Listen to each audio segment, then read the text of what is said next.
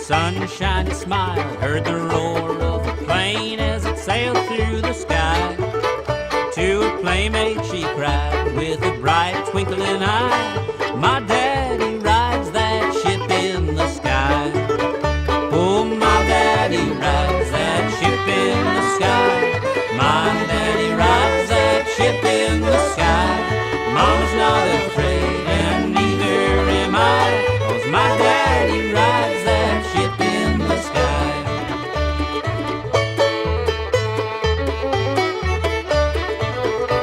Then a pug-nosed kid, as he kicked up his heel, says, my daddy works in the iron and the steel.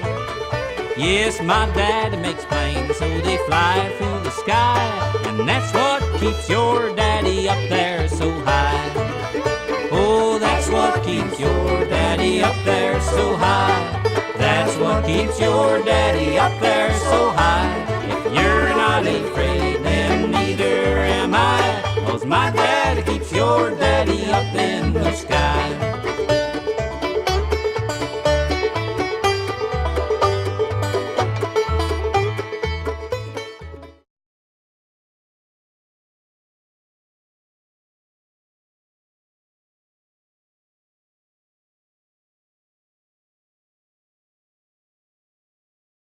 Okay, well, let's go to Latin America. Latin America is those countries where people speak Spanish in the Americas, and some of them want to sing you a little song and tell you a story that comes from there. The song is called Mi Casa es Su Casa. What does that mean? Who can tell me what that means? What does that mean? My house is your house. That's right, it's a way of welcoming somebody. It's like saying, make yourself at home. Feel like you're at home. My house is your house. Okay.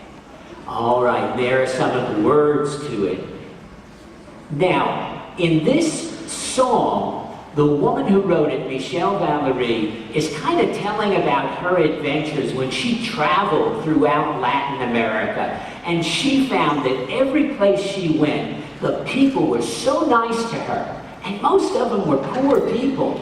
They might have only one chair in their house, but they would say, sit down in that chair. They might have one Coca-Cola in the refrigerator. They'd give her that. If she stayed the night, they'd give her the one mattress.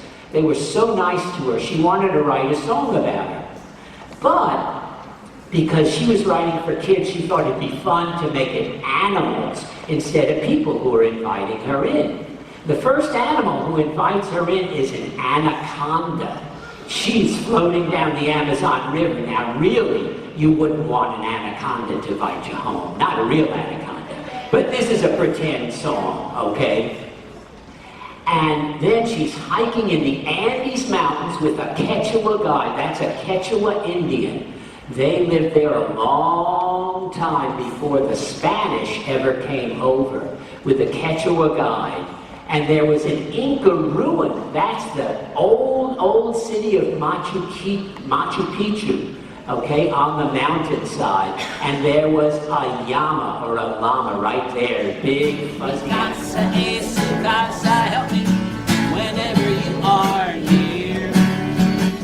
Mi casa es su casa, sit down and rest right here.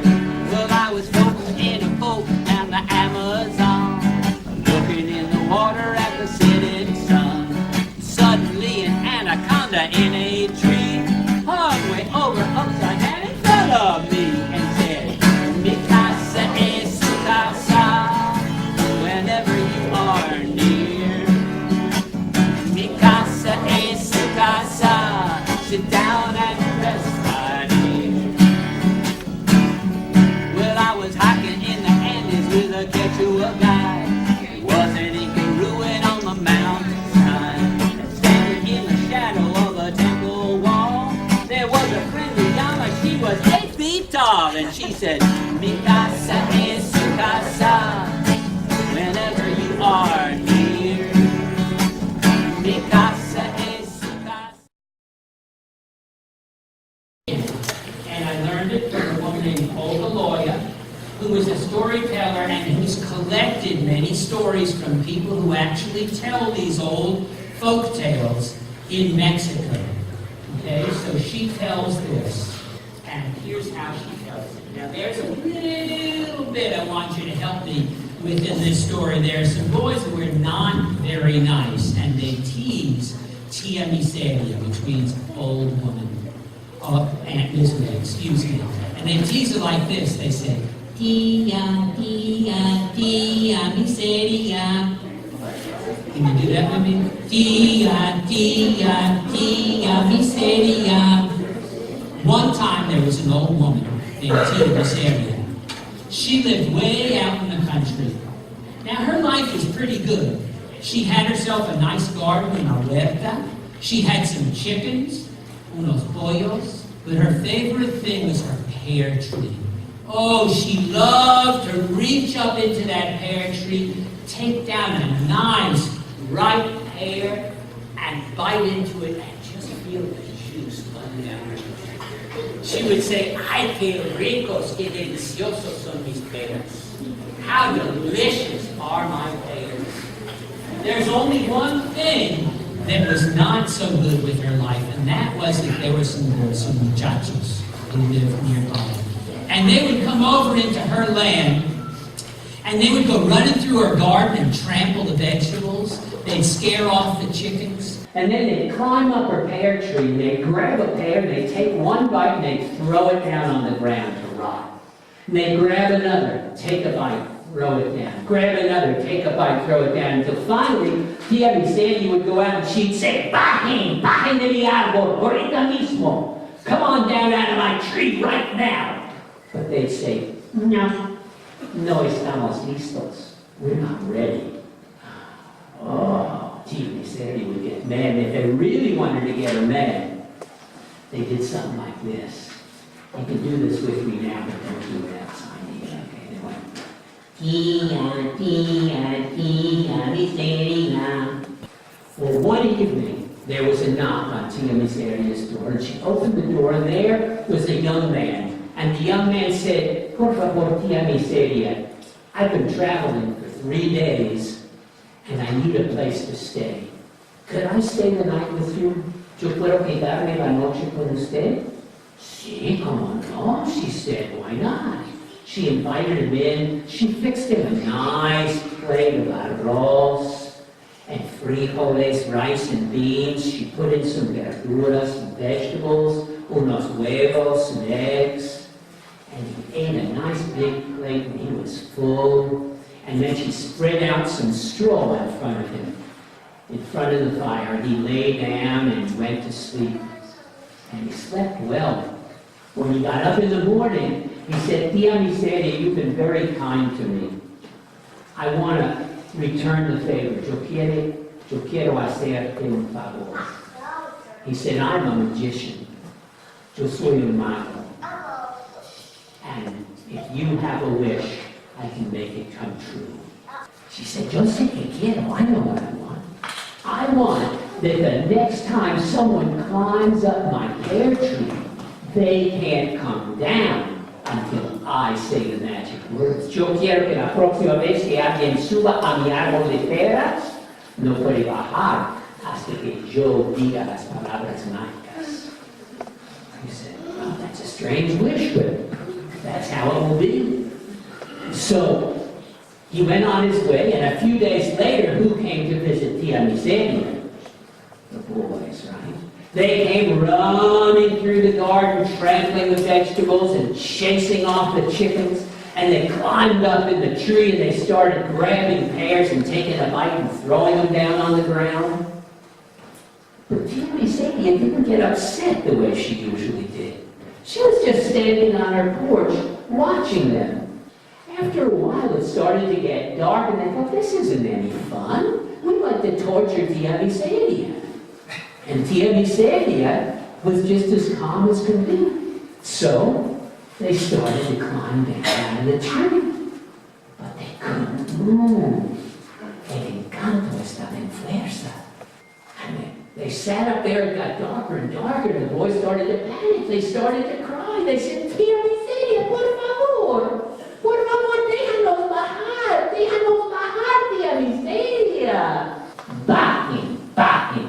bajen de mi árbol. And they came down out of that tree and they ran off. And they never did come back. Well, now, a few days later, there was another knock on Tia Miseria's door, and she thought, es mi amigo, it's my friend again. But when she opened the door, it was someone else. He was tall and skinny, looked like a skeleton. She looked into his eyes and she felt like she was falling into a deep pit. He said, Yo soy la muerte y vengo por usted. I am death and I have come for you.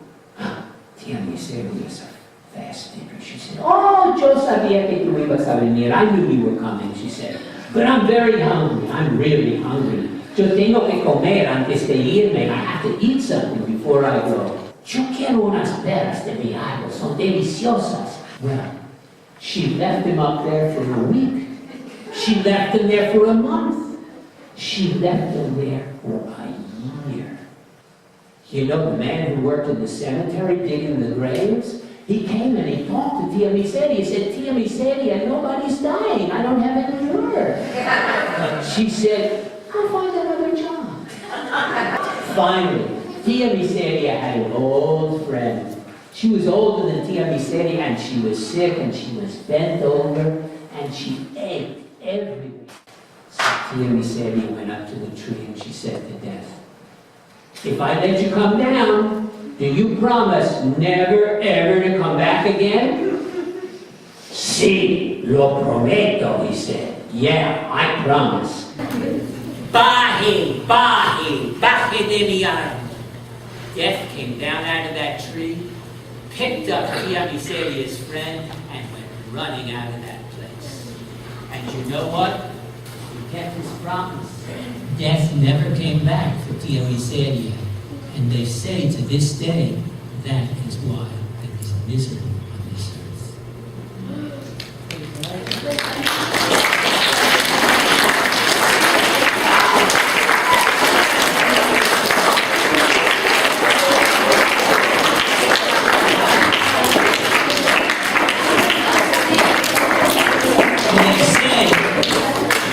That's why there's misery, because her name means on misery.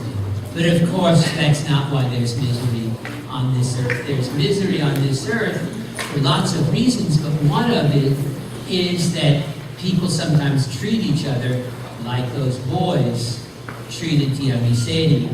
And Latin America is one of those people, like many other, like African Americans too, who have felt the brunt of mistreatment.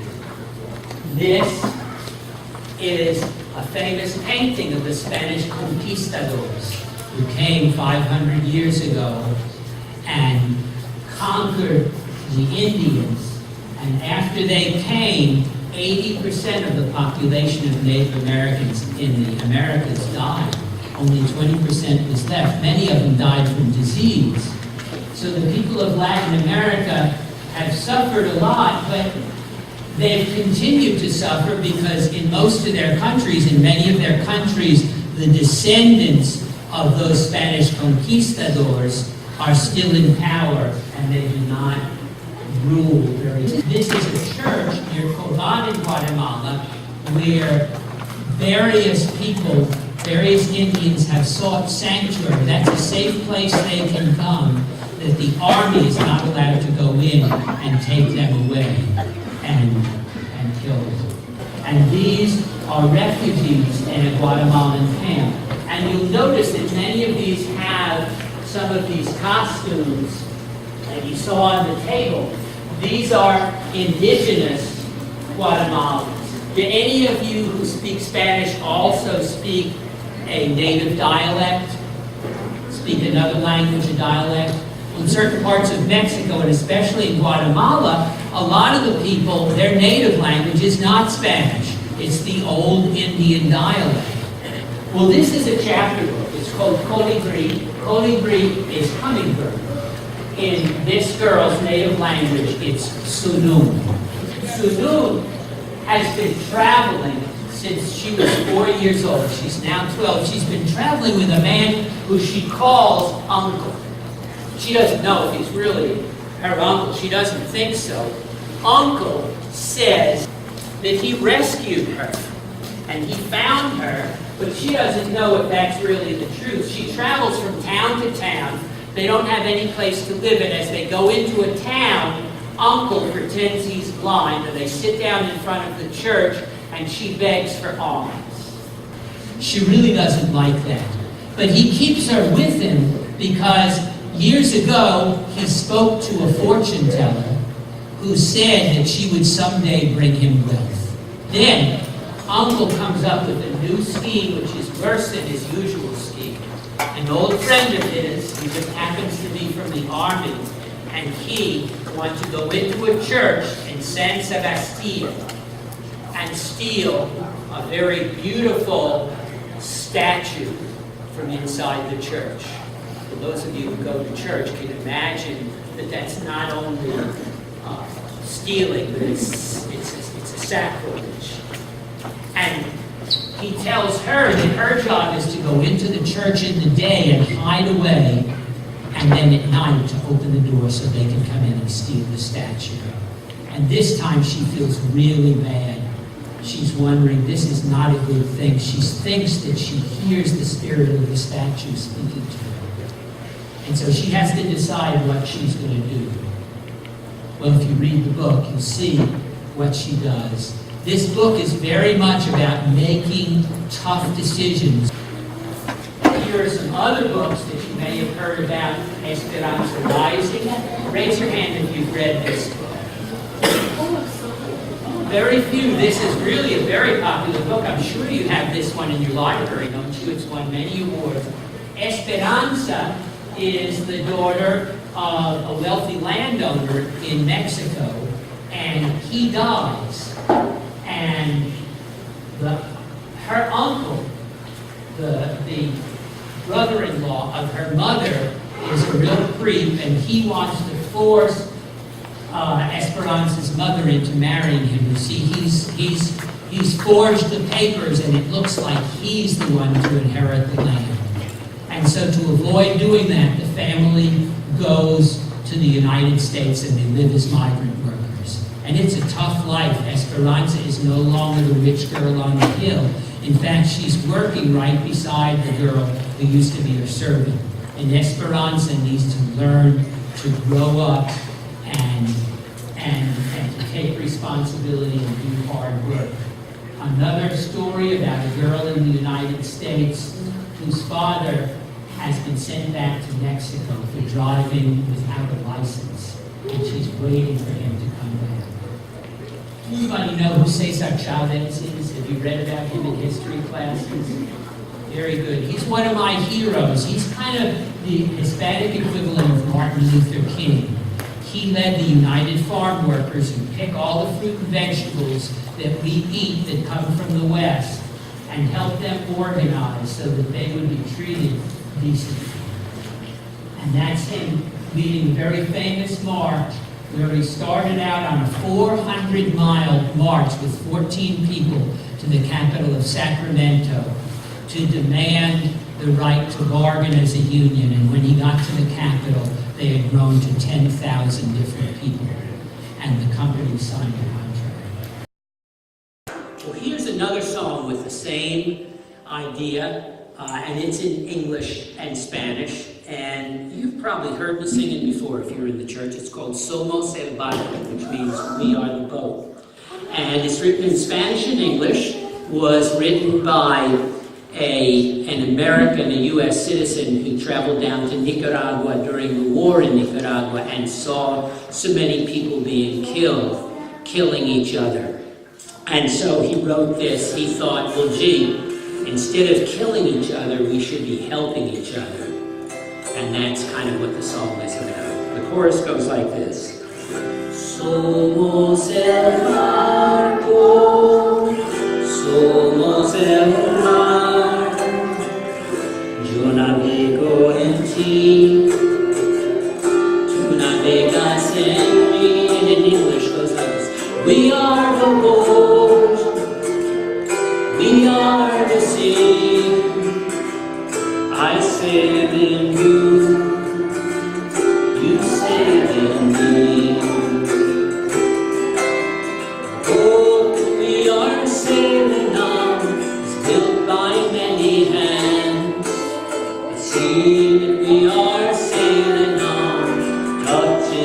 digan somos el barco, somos el mar. Yo navego en ti, tú navegas en mí. We are the boat, we are the sea. I sail in you, you sail in me. And the Prophet Muhammad was the founder of Islam. The holy book is not the Bible, it's the Quran. And there are 5 pillars. To believe in no God but Allah, and Allah just means God in Arabic. To believe in God, and that Muhammad is his prophet. To pray 5 times a day. To fast during the month of Ramadan. To give a share of your personal wealth to the poor. That's one of the 5 pillars. And to perform a pilgrimage, which a lot of people don't get to do, but that's a goal, to Mecca at least once in a lifetime. And many Muslim women wear a hijab over their head. Okay? Now most mosques, the equivalent of a church, don't look like that. That's a big and beautiful one in the capital of Turkey, Istanbul. And it just happens that the first story I'm going to tell you comes from that country of Turkey. It's one of many, many stories told about a man who really lived, whose name was Nasredin. Hoja wasn't really his last name. Hoja means teacher. He was considered a teacher, but he taught in a very odd way. Many of the stories that people have been telling ever since show him sometimes acting very foolish, and other times he acts very wise. And sometimes there's kind of a mix of the two. The story I want to tell you, I learned from another book, but you can find a version of it in the picture book called The Hungry Coat. Okay? It goes like this. One time, the Hoja was invited to a banquet at the home of the Mukhtar, a very important man in his village. Now, the Hoja was considered a wise man, Nasreddin, in his village. And he loved to eat. So being invited to a banquet was perfect. All day long as he was working in the garden, he was thinking, all that delicious food is. I'm eating that food. People will be asking my opinion about all kinds of interesting things. It will be great. All day long he was thinking about that as he was working in the garden, and he was thinking so hard that he didn't pay attention to the time. And he discovered when he had finished and he went home that if he wanted to bathe and he wanted to dress up in his fine clothes, he was going to be late for the banquet. He didn't want to do that. So he went on to the banquet in his work clothes, with dirt on his clothes and dirt on his hands, dirt on his face. And when he walked into the banquet, even though he was sure that the Mukhtar recognized him, the Mukhtar didn't pay him any attention. In fact, nobody did. And they seated him at the end of a long table in the back of the hall. And when the food finally came down to his end of the table, there was nothing left. So the Hoja, with his stomach empty and his feelings hurt, slipped out of the banquet and he went back home. When he got home, he bathed himself completely, and then he put on his finest clothes. He put on an elegant shirt and baggy pants and a great big turban, and on top of it all, he put on his new fur coat. Well, this time, when he got to the banquet, the Mukhtar rose to meet him. And the servant took him and seated him right there beside the Mukhtar in the place of honor. The servants brought him tray after tray of delicious food, and he would take the foods and people were asking him questions, but as he took the food, he didn't eat it. He started stuffing it into the pockets of his coat. And when he ran out of room in the pockets, he started rubbing it into his shirt. He was rubbing it all over his shirt. The kids thought it was funny, you know. And here he was, the wise man in town. He was rubbing food in his shirt. But the Mukhtar was kind of embarrassed, and he watched him for a while, and finally he said, Hoja, he said, what are you doing? Have you lost your mind? No, said the Hoja, I haven't lost my mind. I'm just trying to teach you a little lesson. You see, when I came here earlier dressed in my work clothes, you barely acknowledged me, and you seated me in a corner way back in the corner of the hall, where there was no food left for me, and really no one to talk to. When I came back dressed in these elegant clothes, you treated me as the guest of honor. Well, I haven't changed. I'm the same person who came here before. It's only my clothes that have changed. So, it must be my clothes that you're honoring. Out of respect, I'm feeding them first. Eat my clothes, he said. You are the guest of honor. And with that, he stood up and he left the hall.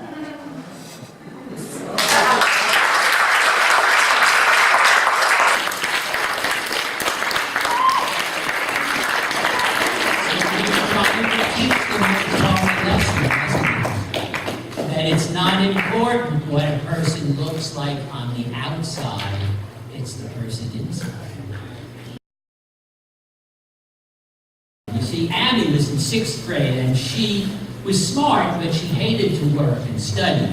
And she was about to fail 6th grade, and her teacher said she needed to do something if she wanted to pass. Well, Abby offered to study much harder and do an extra credit project. So the teacher told her to do an extra credit project to have a pen pal in a foreign country. Well, her favorite thing to do was to climb a rock wall that was at the school. So she looked for a rocky country, and she saw Afghanistan, and she thought, well, I'll correspond with somebody there. Well, one day, a letter arrived from Abby from the United States at a little one-room schoolhouse in the capital of Afghanistan. And they had to decide who would answer that letter. Well, they picked Sadiq because he was the best student in the class. But then there was a problem. You see, Sadiq was a boy, and according to their custom, it was not polite for a boy to be corresponding with a girl. And so they got Sadiq's sister to actually sign the letters and write down her name. Well, as they corresponded, they told all kinds of interesting things about each other and learned a lot, but they discovered that there were an awful lot of prejudices in both countries, and a lot of people who didn't even want them to correspond because one country hated the other and the other country hated them. And so they learned a lot, and the people who were around them learned a lot. In a way, this book is kind of an extension of the story that I just told you about Nasredin Hoja. Great book.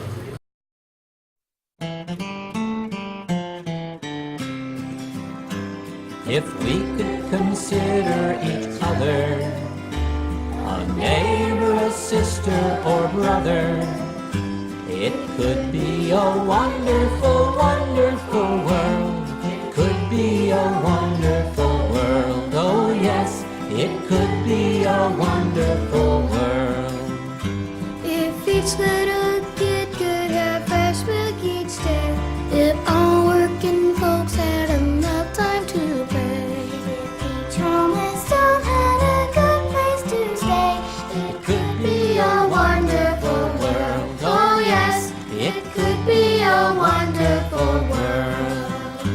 If we could consider each other a neighbor, a sister, or brother, it could be a wonderful, wonderful world. It could be a wonderful world. Oh yes, it could be a wonderful world.